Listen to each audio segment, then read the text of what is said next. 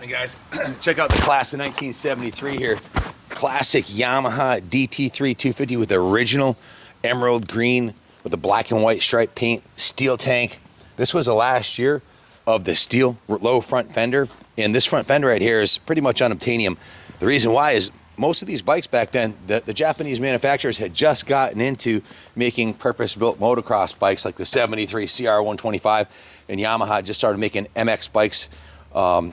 So most of the bikes that were out there were these DTs, and the guys would take, as soon as they got them, strip all the lights off of them, take the mirror off, take the gauges off, toss that stuff up and put plates on them.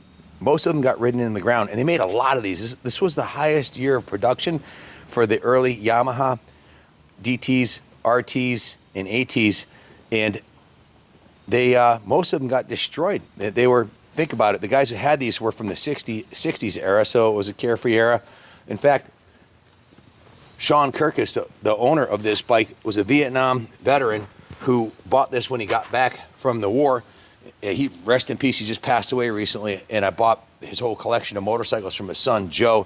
He actually worked in the Pentagon after he retired from the military, so this guy served our country his whole life, and he loved motorcycles. He likes the same bikes I like. He had the early Yamaha DTs, he had an XR600 Honda, and he had a CR500R that I'm actually restoring for his son, Joe, now. Stay tuned for that one. If you follow the channel, you know that we're doing that one up. This bike here, when it came to us, Sean was super busy working at the Pentagon. The last 10 or 15 years, didn't have much time to ride his bike, so this one just sat in the garage for many years, Joe said. And when I sent him the videos of it, he's like, wow, my pops would be super happy to see what you done with this, because this is one of his favorite bikes, one he was most proud of.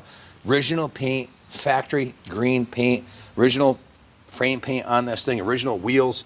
We went right through it. We took it right down, took the tank off of it, took the seat off, took the wheels off of it, took the carb off and airbox, and went through the whole bike.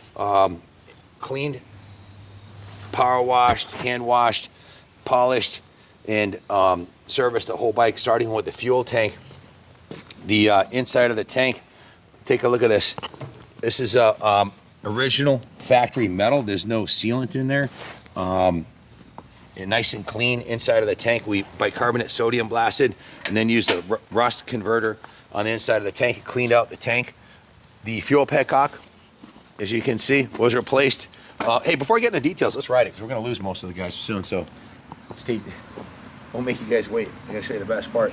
Bike is stone cold, and the carb's just been cleaned, so it'll fire right up. Let me give you the riding demo, and then we'll go over what we've done to get it this nice.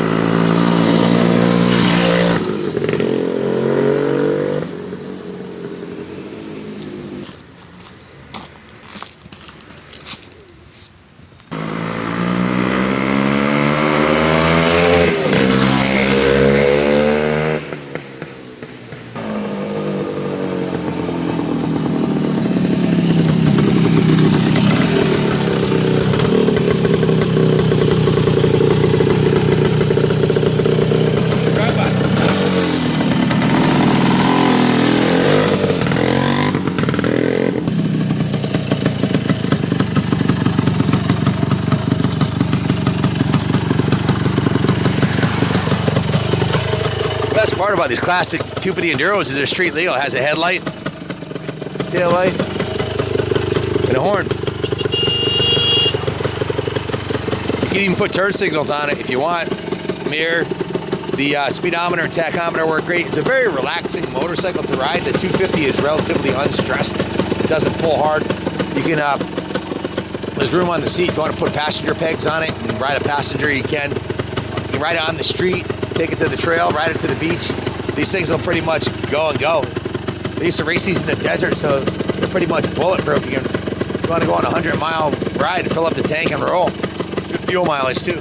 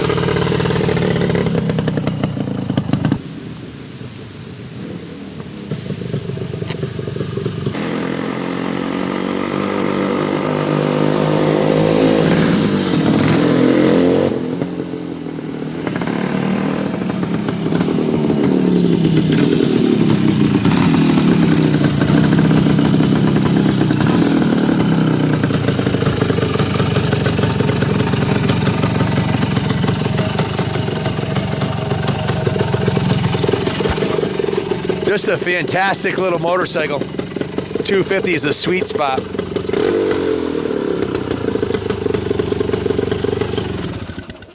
Guys, Sean had, I don't know, 15 motorcycles or so.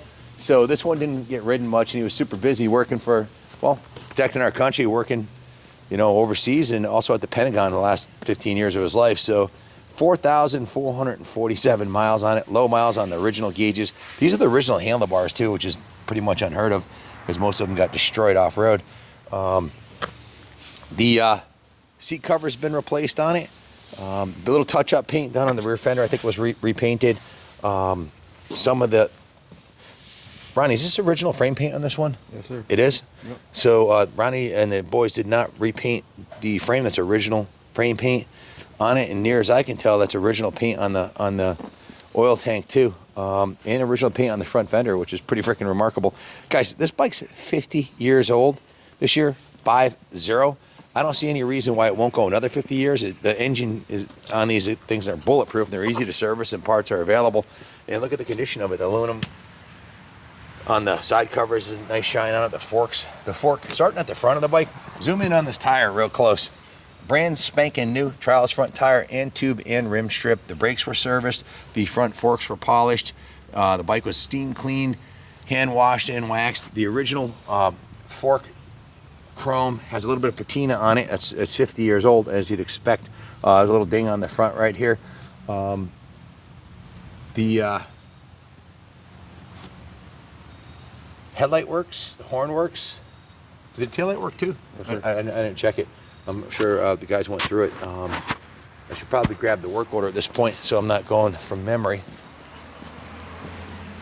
Where's the work order? I know that Sean had the title, of course, State of Washington Vehicle Certificate of Ownership.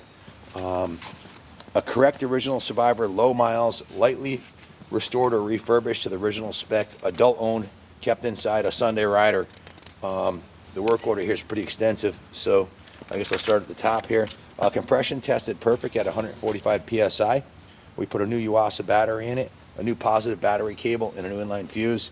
A new NGK spark plug, clean and set the ignition points gap, set the ignition timing, put a new ignition stator cover vent line on it. Drained, rinsed the fuel tank, cleaned it and inspected it. Put a new OEM style petcock assembly. If you look on the other side, that's a new fuel petcock on there. Cleaned and rebuilt the carburetor. Installed the number 145 main jet, new fuel lines, new carb vent lines, cleaned out the air box, put a new Unifoam air filter on it, fresh two-stroke Motul injection oil, fresh Motul transmission oil, new front tire, new rear tire, new front and rear tire, tubes and rim bands. Serviced the front and rear brakes, brake drums. They work great because it has new OEM front and rear brake shoes on there that we also put on there. If you zoom in, you'll see it's got that new gold chain on there, which is kind of our, well, we like putting the gold chain on all the classics. The rear sprocket was removed and put in the vapor blaster tank and then painted black. Kind of contrast with the gold chain. They torqued the front sprocket nut and set the lock tabs on it. Power lube the front brake and clutch cables. Power lube the throttle cables. Installed the new headlight on it because the headlight bulb was just a sealed bulb and needed a new headlight, so we put a new headlight on it in glass. New taillight assembly. Installed the left-hand mirror, set the steering head bearing adjustment, rearranged the wiring harness, and then the bike went to the detail. It was in the service department for 15 hours and 8 hours in the detail shop, so a total of 23 hours of shop labor at $120 an hour. I haven't totaled it up, but it's probably somewhere around $2,500 in labor, plus parts. They polished the engine cases, the exhaust was repainted, the front forks were polished, all the chrome was cleaned. Minor touch-up on a couple spots. Where the black paint on the frame had flaked off, but the rest of it's original paint on it, as is the fuel tank. The rear fender was touched up also. There'll be a full write-up on it in the eBay ad. If you're interested in purchasing it, it will be on eBay. Probably Saturday or Sunday it'll go up. So, beautiful classic. If you're interested in purchasing it, give us a call. 860-454-7024. I'd wait till Monday because it's the listing and most of your questions will be answered on the listing. It'll be up on Monday. If you look at the value of these, the 68 DT1s first year, the last real nice one we sold at auction sold for $12,500, and they're regularly bringing north of $10,000, $12,000. So what's next? Well, the 70s, 71s, and 72s, and the 73s. So last year, probably more guys out there had ridden a 72 or 73. So if you're looking to get that bike to replace the one you had when you were a kid, there's probably more candidates out there for the 72 or 73 than a 68, because they didn't make as many in 68. This was a much higher produced. They did, I think, 80,000 of these between the 125, 250, and 360. By the way, we have the 125, and I have a black 360 that's coming out, a DT1 360 that's coming out today. It'll be in a video. It's in the service department right now. So we have the 360, the 125, and the 250. The 360 came direct from Japan. But back to this bike. This is from the Sean Kirkus collection. Take a close look at it. If you have any questions about it, give us a call. Bike runs excellent. It's good for another 50 years for sure. Underneath the seat, the original oil tank, the original air filter cover, brand new battery. The wiring's been sorted. Bike's not perfect cosmetically. Obviously, it's got a little patina on it because it's original 50-year-old paint job on it. If you look closely, there might be a couple of scratches on it there. Junior always likes me to disclose any issues I see on the bikes. It's missing the low-high switch, which you can buy those online and replace that.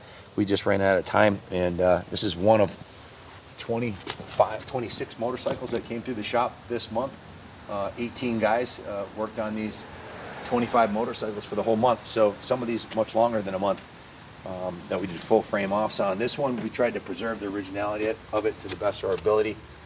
Some of the bolts, like these original bolts here, were painted over by Sean. So we left them like that, as you can see. So that's not original. If you wanted to buy new chrome bolts, you could. If you wanted to restore it to brand new condition, you could.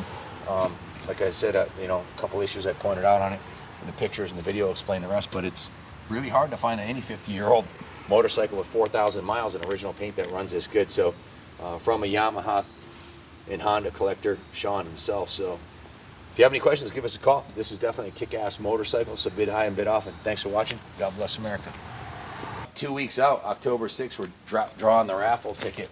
Almost forgot to mention that. So if you want to win this brand new 2023 0.5 gas 450, buy yourself some tickets at KaplanCycles.com. If you win this bike, we're a gas dealer. You can trade it in. This is the most expensive dirt bike they make, so you can pretty much have any of the gas. If you want a 125 and a 65 for your kid, it's probably about the same thing. You might end up with two bikes. Or if you want to get a 252 stroke, you can trade it for any motorcycle in the lineup if you don't want this one. But this is the one. This is the top of the line, so we figured you want this. So that's why we chose this for the raffle. So buy yourself some tickets today. Hit the like and subscribe. Thanks again. God bless. There you go.